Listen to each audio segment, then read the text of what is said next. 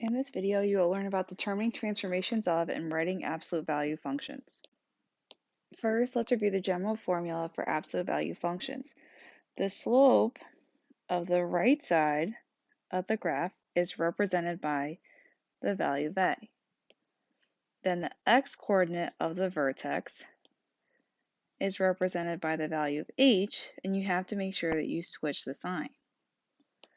And lastly, the y-coordinate of the vertex is represented by the value of k, and you are going to keep the sign the same. Now, when you're identifying the transformations of an absolute value function, there's a couple of things you have to do. First, when it asks you to identify the vertex, you're going to identify the x-coordinate, which is your value of h, and also the y-coordinate, which is the value of k. However, you have to make sure with the x-coordinate that you switch the sign, and with the y-coordinate that you keep the sign. Then you have to determine if the graph opens up or down. And in order to do so, you're going to use the value of a, which is the slope of the right side. If a is positive, the graph will open up, and if a is negative, the graph will open down, indicating that opening up means it's going to be a normal V shape versus opening down, it will look upside down. Then the slope of the right side is the value of a, which we know from developing our graphs. And we also use the value of a to determine what the shape of it is. If the graph is between 0 and 1, that means the graph is going to be wider. So it'll look something like this. Then if the graph is the same, a is equal to 1, which is that v we're used to seeing, and if a is greater than 1, meaning it becomes a very narrow v, that's when we have something where a is greater than 1. So for this example, we're going to determine the transformations of the absolute value function. First, to identify the vertex, we need the coordinate. So remember, from over here, we know that the vertex, the x-coordinate is the value of h, and you switch the sign. So in this case, here's our value of h, which I'm going to fill in. Here, we have to make sure that we switch the sign. So instead of being -3, it's going to become +3. Then the y-coordinate is this number at the end, as we can see from over here, because it's the value of k, and we keep the sign. So in this case, I'm going to use this value of -4 to fill in here, but I keep the sign. So it'll be 3, comma, -4.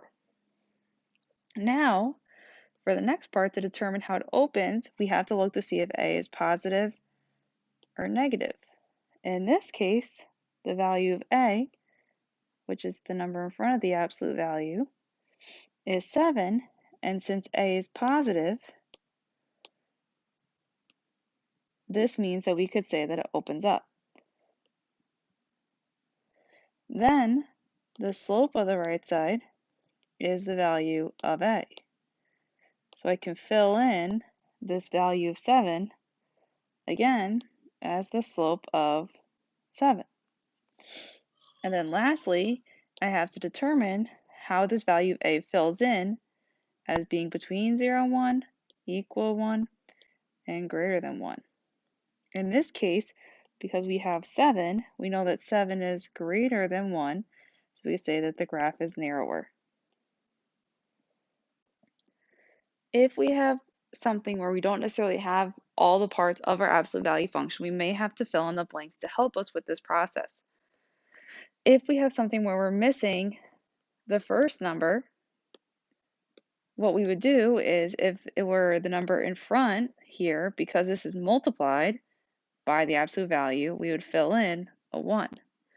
Versus if it were one of the blanks either inside the absolute value or added to the graph, we would fill in a 0 because we're adding or subtracting something. In order to not impact it, it has to be a value of 0. So for example, in this case, I'm going to rewrite this with my blanks. So it's going to become y equals, we have a negative, which we know is really -1, absolute value of x plus 1, and then it's plus, there's a blank here. Now, since we don't know what that number is because it's added, it's going to be a 0. And now I'm going to proceed with the process like I did in the previous problem.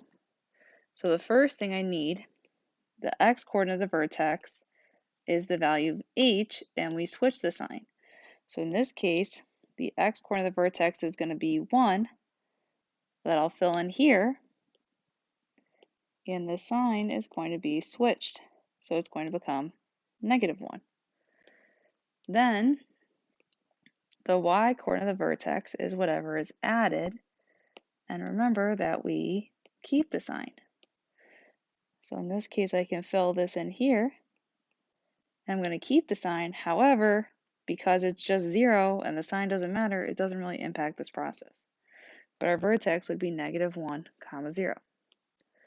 Then the remainder of the questions rely upon the value of a. To determine if it opens up or down, we have to say, okay, is a positive or negative? Now in this case, the value of a is negative. And since a is negative, this means it opens down. We also know that the slope of the right side is just the value of a, which we know is -1. So I would fill in a -1 here. And then lastly, because that value of a, if we ignore the sign, is equal to 1, I would fill in that it's the same. So in this case, whenever we have these, you ignore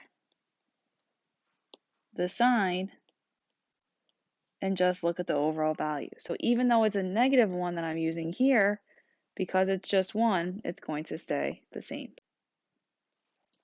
Now to write the graph of an absolute value function, we have to do two things. First, we have to determine what the vertex is and the slope of the right side. And then you're going to fill in the blanks using what's shown below. So the first blank, you fill in the slope of the right side. Then you would fill in the next blank with the x-coordinate of the vertex, making sure you switch the sign. And then you're going to fill in the last blank with the y-coordinate of the vertex, and you keep the sign the same. So again, we're going to start by identifying the vertex and the slope of the right side. So in this case, the vertex is always that point of the graph. So this point, 3, -2, is the vertex. So I can fill in the vertex is 3, -2, and the slope of the right side, if I were to add in my axis of symmetry and pick another point on the graph, we can see that to go from one point to the other, I have to go up 2 and over 1. So the slope of the right side is 2 over 1, which becomes just 2. So if I have my equation, I start by writing it with my blanks, and I'm filling in using the formula below. So the first blank, I fill in the slope of the right side of the graph in here. So if I were to fill in the slope of the right side is 2. So I can fill in 2 here. Then the next blank, you fill in the x-coordinate of the vertex and you switch the sign. So my x-coordinate of the vertex is 3, so I can fill in the 3 and it's going to become -3. And then the last blank, I would fill in the y-coordinate of the vertex, and you're going to keep the sign the same. So my y-coordinate of the vertex is -2, so I'm going to make this a -2. So my equation would be y equals 2, absolute value of x minus 3 plus 2.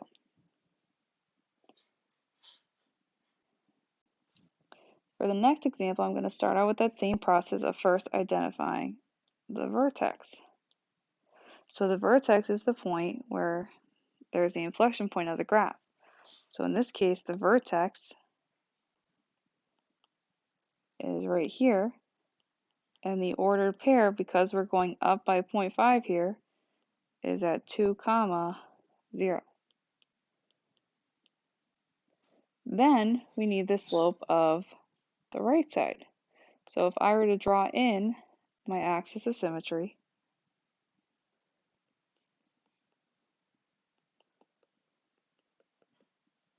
and I picked another point on the graph, we can see that to go from one point to the other, I would have to go down 1, so it's a -1, and right 2. So the slope of the right side is -1 over 2. Now again, I start by filling in the blanks. I'm going to fill in the points as shown. So the first thing I need is the slope of the right side. We know the slope of the right side here is -1/2. So I would fill in a -1 over 2.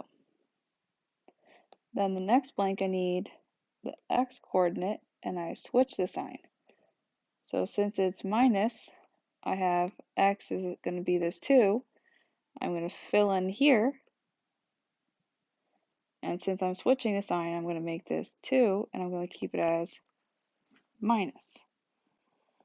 And then the last blank, I would fill in with the y coordinate of the vertex, and you're going to keep the sign. However, the y coordinate of the vertex is just 0. So I can fill in a 0, however, when I rewrite my equation, I don't have to include it.